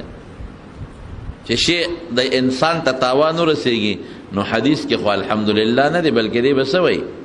انا لله و انا الیه راجعون دا یو ذکر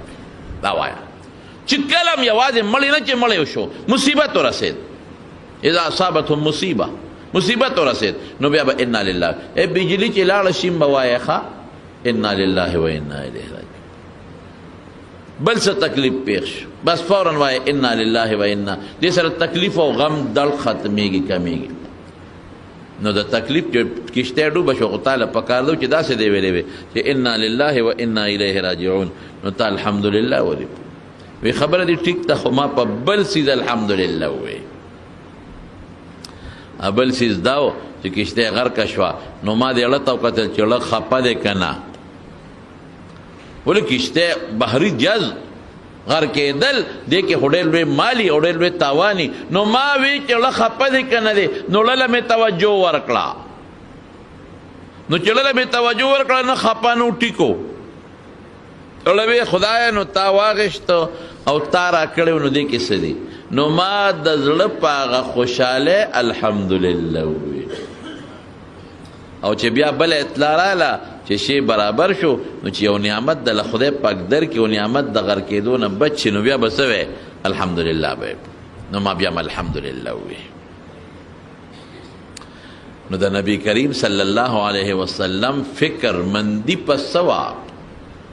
په مال او په دولت نه ولېدته یې وی یو ځل حضرت جبریل علیه السلام راغی رسول الله مبارک له نو د حضرت جبریل علیه السلام په دې مخ کې لږ د خفګان اثراتو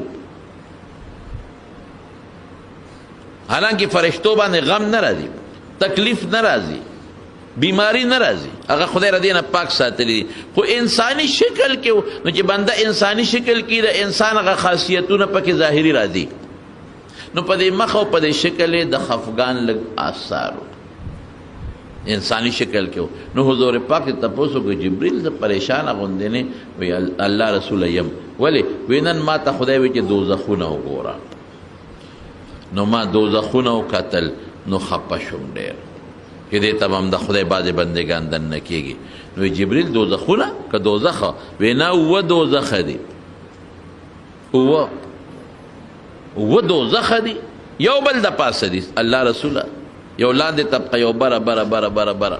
دې کې به څنګه په طبقو کې به څوک وي د الله رسوله ټولو لاندې طبقه کې به منافقین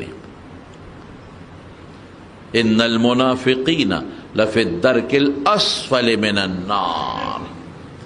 منافقین به لاندې پراتی منافق پیژنې دوه قسمه دي یو عقیدوي دی یو عملی دی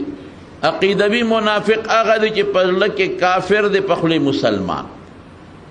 لکه عبدالله ابن ابی او داغه مرګري لکه کافر په خوله مسلمان منځبم کوي د سره عبدالله ابن ابی به جهادونو لم ته منځ به هم کو روجې به هم نیولې لیکن الله د پیغمبر دشمنو د دین دشمنو چې دا دین به کله تباه کېږي نو چې څوک په ظاهر منظم کوي پټکې دیم وي ګیره دیم وي ارس دی وي خو چې دړه نه د دین دشمني کې د اسلام به کله ختمېږي دا مسلمانی به کله ختمېږي دا د مسلمانانو د عمل به کله تباه کېږي دا منافق دی دا خطرناک شی دی دی بلاندې درجه کې دا ګورې زمونږ په دې وطن کې بعضې خلک راوته دي خفه کېږه ما بعضې ښځې او سړي دي په دې کوڅو کې ګرځي د دین خلاف مخکې ورځو کې سوات ته تلم سوات یو مولانا صاحب خبره کوله چې یو د انجیوس ښځه وه جنۍ وه دا خو بربنډې ګرځي نو دا یو کور ته ننوته او په هغه کور کې یو ښځه ناسته وه د کور کار یې کو او مخامخ په اخور غوا تړلې شوې وه ګوره اوس ښه د دین دی دشمنۍ ده اوس دا د انجیوس دا جنۍ چې دا نیمچلو پټی په سر ده او مټې ښکاره دي او لاندې پنډیم په ګیټیم ښکاره دي او نری جامې چولې دي او سر تور دی نیمه بربنډه ده دا اوس هغه ښځې ته وایي ته څه کوې په دې کور کې هغه ښځې ته وایي او ته څه کوم خو د کور کار کوم که نه وی بار نه ګرځې وی بار څه کوم نه څه کار روزګار وی کار روزګار مې خاوند کوي که نه خطاړو بار وځې نه نه به دې کور کې هم که نه او زمونږ پښتانه وي ښځې له خو یا کور دی یا کور دا ښکلې خبره ده وقرن فی بیوتکن کورونو کې کښېنئ ولا تبرجن تبرج وزیر وزا خو د جاهلیت د ښځو په شانتې نه. نو زه خو په دا کور کې ناست یم، ښه نو بار کار روزګار بار ته نه ځې، نه. ولې؟ نو خاوند راوړي که نه؟ خاوند راوړي، ډوډۍ راوړي، هر څه راوړي او ما ته ږدي او زه وله خدمت کوم. نو د جیو دغه جنۍ ورته وایي وایي ښه نو پته په دې غوا کې څه فرق شو؟ دې غوا هم بار دنیا ونه لیده او تا هم بار دنیا ونه لیده. ور اوس ښایه دی تخرې ته دې غوا هم بار دنیا نه ده لیدې او تا هم بار دنیا نه ده لیدې. غوا هم ګیا راوړي خوري او تا هم خوراک راوړي خوري. غوا هم خدمت کوي، پی والا ورکوي، سوټې والا کوي او تم والا لګیا خدمت کوي. نو پته په دا غوا کې څه فرق شو؟ دا ښه دی په دې پوهېوله چې نیکبختې بار وځه وګرځه چې دنیا ووینې، سړی یې هیلې او ته یې نه ته غوا کې څه فرق شو؟ وایي چې دا خبره یې ښځې ته وکړه نو دې کې د دې کور والا خره رادننه شوه. اخري خبر په سارا سری کنه رادننه شوه. ښځه ورته وایي هغې جوز والا جنۍ ته او وایي دا خبره خو دې ټیک ده چې ما او دې غوا کې فرق نشته، خو ستا او دې خره کې څه فرق دی؟ دا خرم بار ګرځي دنیا اینې او تم بار ګرځي دنیا اینې. دې خره کې هم پړې نشته او تا کې هم نشته چې په کومه لاړې. دا خرم په ډیرانونو ګرځي او تم په ګندونو پسې بار ګرځي. سړو سره هلکانو سره پوټولو کې شپې ډیرانونه نه دي؟ هم آزاده او تم آزاده، هم لږ ساعت له کور ته راشي تم لږ ساعت ته کور ته راشي. هغه هم لګیا ده پیدا ته اخلي او بار چکر تم. نو تا او دې خره کې څه فرق دی؟ وی د انجیوز جنۍ دوپټه په سر کړو غرې وال. دا به خبرې به راته په ذهن کې کوي. کله به راته وایي مړی په دا بچي علم څه لکې دا زړې خبرې دي. خلک سپومې ته وختلو، خلک کم خوا لاړلو ته کم خوا روانې. خلک د سپومې ته نن ورته دي وخیږي. زه به د رسول الله مبارک طریقو پسې ځم، دین او ایمان به مې دی. خلک دې دي د سپومې نه خو څوک نه منې کوم، شریعت خو د سپومې نه څوک نه منې کوي. خیجه د دې خلکو دا خیال دی چې ګنې دا شریعت یو تنګ شی دی. نه، شریعت تا د دکاندارۍ نه منې کوي، کوا د یو پسې دوه جوړ کا، دوه پسې درې جوړ کا. شریعت تا د تجارت نه منې کوي، کارخانې جوړولو نه دی نه منې کوي ځان له جوړه کړه. د موټر نه دی نه منې کوي درې ځان له واله. صحابو سره وخانو دا موټر دی. د کور نه دی نه منې کوي ځان له ښه ښکلی کور جوړ کړه. هغه زمانه کې هغه اوس دا دی. شریعت ته د ځمکې نه منې کوي. د صحابو ما راته تېره جمعه ویلي دي حضرت عثمان صاحب څونه مالدار، عبدالرحمن ابن عوف رضی الله عنه څونه مالدار، حضرت طلحه دونه مالدار او دومره روپۍ به ورسره چې هغه دا غټې روپۍ به زنګ کېږي. نو دا به په نوکرانو نه شوی صفا کولی، دونه وي. نو په میدان به یې واچولي نو اوښان به یې پرې ګرځول، په هغې به یې صفا کولی.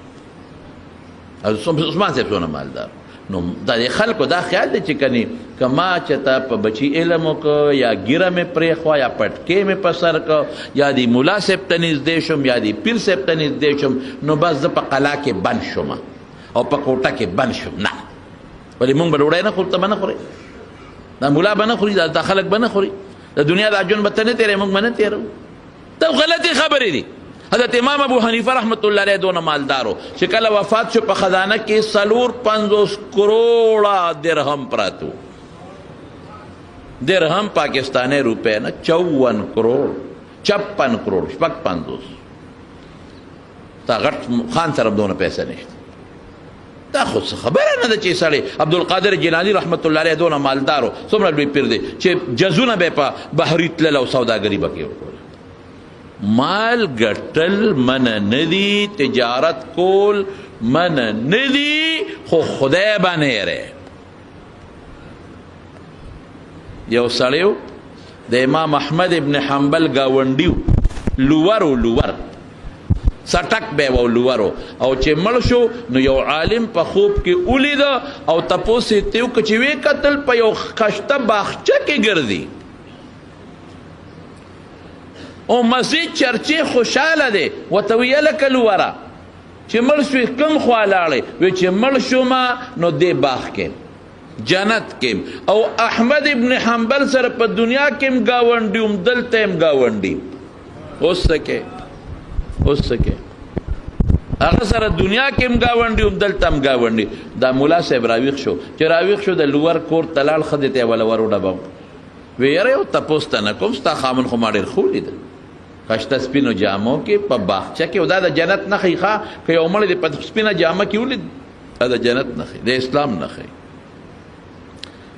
برقه ابن نوفل متعلق اخو هغه زمانه کې مړو چې کومه زمانه کې له حضور پاک ته د دعوت ذکر نور راغلی چې خلکو ته وایي چې ایمان راوړی نو خدیجې رضی الله عنها دې تپوس وکړو وی الله رسوله ورقه خدا ویلي چې که زه جمدې پاتې شم او ته خلکو د وطن نه استې مدد به دې کوم او دیم ویلي چې دا کومه تاله څوک راغلي دي په غار حرا کې دا هغه فرشته ده چې موسی علیه السلام له راتله خو تا چې کله د ایمان دعوت ورکو د هغې نه مخکې مړ دی نو کوم ځای دی ورقه حضور پاک ورته وی ما په سپینه جامه کې په خوب کې لیدی دی او چې په سپینه جامه کې دی څوک په خوب کې ولید دا د ایمان نښی نو هغه ملا صاحب هغه ښځې ته وایي د لور وی ستا د خاوند څه عمل کو ما ښکلې جامه کې باغچه کې په باغ کې ولید او صاحبه خوشحاله دی چې هلقدمي کوي وایي د احمد ابن حنبل ګاونډي یاره وایي زما خاوند خو داسې عمل نه دی کړی دغه مونځ او دس پې کوو چټکې و نور څه عمل خو نشته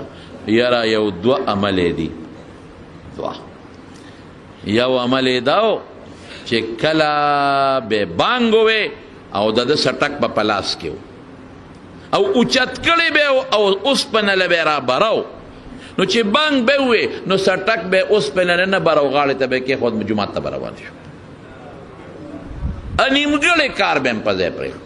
لکه یو سړی خو وایي چې دا شی مې اوچت کړی دی ودرېږه راو خو به بروم که نه ودرېږه دا اوسپنه ګرمه ده دا رانه یخېږي مونځ ته خو لا نیمه ګنټه شته دا ګرمه اوسپنه به ووامه رانه یخېږي اسکاره خرابېږي دا به نیخ کم نو بیا به مونځ ته خو لا نیمه ګنټه بعد خو نیمه ګنټه مخکې نه زه چې به د الله نوم واورېد نو سټک که به اوچتم نو را براو بیا نه بس کې به یې ښود او منځله به روان شو د الله نوم دې ته وایي او دویم څه دویم دا چې دی به اکثر بره په چت ودو امام احمد ابن حنبل به هلته ودو خپل کور کې نو ده ته به ښکارېده نو ده به وي یا الله ارمان چې دا بچي مې نه وي ارمان چې مالدار وي ارمان چې اوزګار وي نو ما به مو دغسې عبادت کړی چې احمد ابن حنبل یې کوي خو څوک هم ټوله ورځ بچو له سټک وه نو د شپې بیا چې مونځ وکړم ماسخوتن نو خوب راشي لاسونه مې خوږېږي نو بس وده شمه نو راپاسم سهار مانځله ځمه الله بچي دي ښه ده که دا نه وي نو ما به هم دغسې چل کوم الله که دا کار مې نه کولی دا سټک مې نه و او لږ مالدار وي نو ما به هم د شپې عبادت کوم نو د شپې یو شپې تهجد نه دي کړی خو چې په ډډه به واوړېد او احمد ابن حنبل به یې ولید چې هغه مونځ کوي نو دا ارمان به یې وکړه دا ارمان ګوره الله څومره غیرتي ذات دی د خدای نه غیرتي ذات بل شته ووایه شته نشته دومره الله غیرتي دی دومره غیرتي چې هغه د الله د نوم احترام او مانځله فورا منډه وه او د امام احمد د عبادت متعلق سوچ کول او تمنا او فکرمند کېدل رب ذوالجلال جنت هم ورکړو د احمد ابن حنبل ګاونډی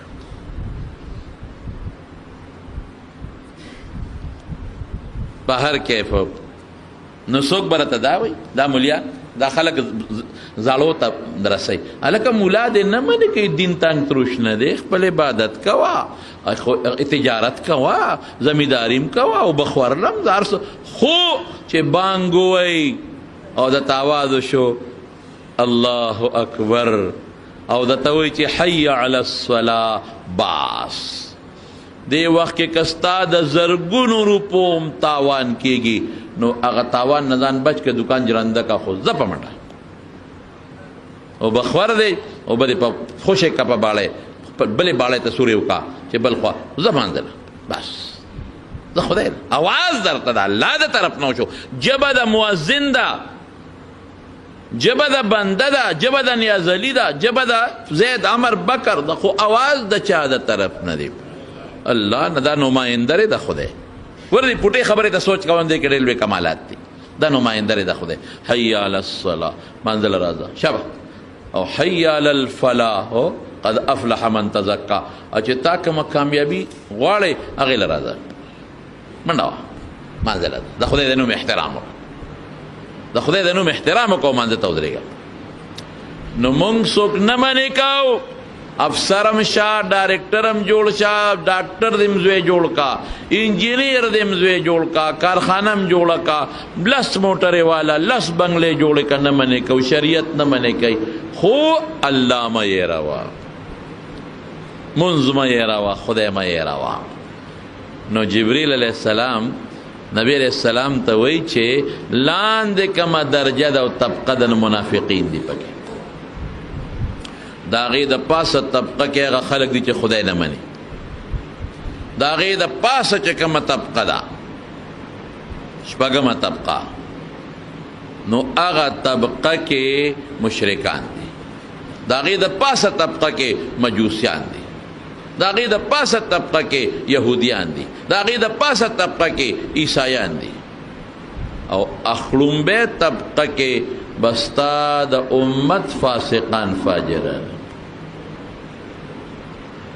خو چې جبریل علیه السلام دا خبره وکړه د رسول الله مبارک رنګ بدل شو جبریل علیه السلام لاړ او حضور پاک کوټې ته ننوت فرض منزله براوته مونځ به کوو بیا به په تیزۍ ته کوټې ته فرض مونځ به کوو راوته به په تیزۍ به ته او رنګ یې بدلو صحابه حیران دي چې خدای دا په نبی علیه السلام څه چلو شو نن خو درېیمه ورځ ده نه چا سره خبرې نه اترې نه بیبیانو سره خبرې نه اترې بس فرض مونځ کوي کوټې ته منډه وایي دا څه چلو شو حضرت ابوبکر صدیق رضی الله عنه راغې دروازې وډبوله السلام علیک یا رسول الله د الله رسوله پتا دې سلامي جواب یې ورنه کړ دنه به وعلیکم السلام ویلي خو ووی نه رول ورته ابوبکر صدیق درې آوازه وکړه شریعت کې امدادي چې درې آوازه دې چاته وکړه جواب یې درنه کړ بیا ځه واپس راغی حضرت عمر صاحب ته ویم عمره حضور پاک دا څه چل شوی چا خفه کړی دی چا استغه ویلې ده څه مسله څه ده فرض مونځ له روزي او مونځو کې او نیغ په منډه جومات ته کوټې ته ځي او ورځان پسې بند کړي حضرت عمر فاروق رضی الله عنه ورغه خو جذباتي و هغه هم درې ځله سلام واچو جواب میلو نه شو سلمان فارسی ته وی چې سلمان فارسی رسول الله مبارک ستا متعلق وي چې دا زموږ د اهل بیتو نه ته ورشه هغه ورغه درې اوازونه وکړه هغه ته جواب میلو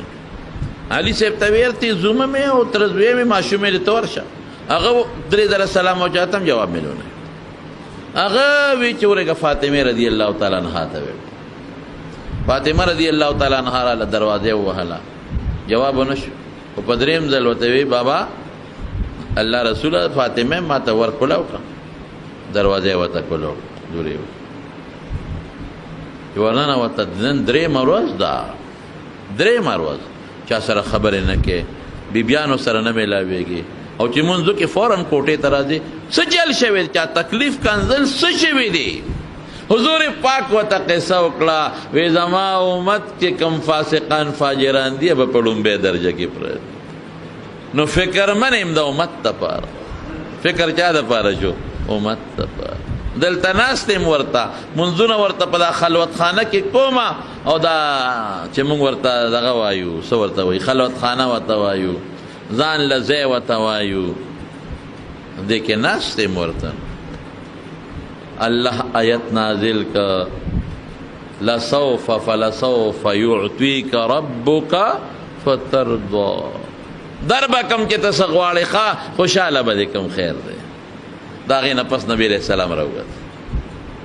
چې فکرمند به شو مونځ ته به ودرېد الله ته به متوجه شو در به کم نو بیا به رسول الله مبارک فرمایي سفارش به کومه څه ناسبه الله سزا م ورکوي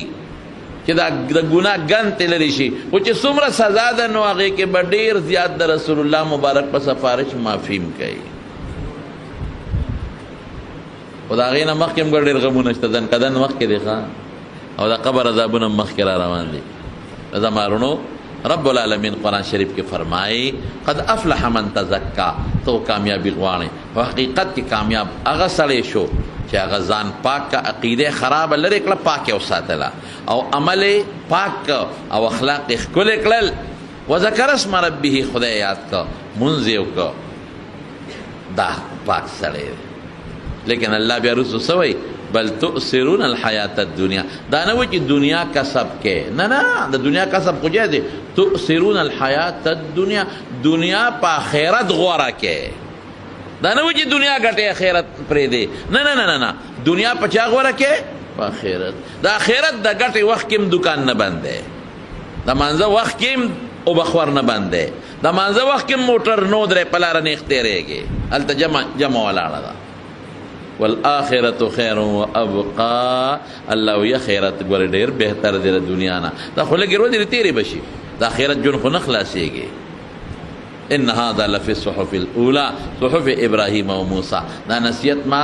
یوازې تاسو ته نه دی، دا مخکې قومونو امتونو ته هم دا قسمه نصیحتونه ما کړي. زما وروڼو موږ به دنیا هم کوو، د دنیا تجارت به هم کوو، خو دنیا به په آخرت نه غوره کوو، آخرت به اول نمبري، دنیا به دویم نمبري.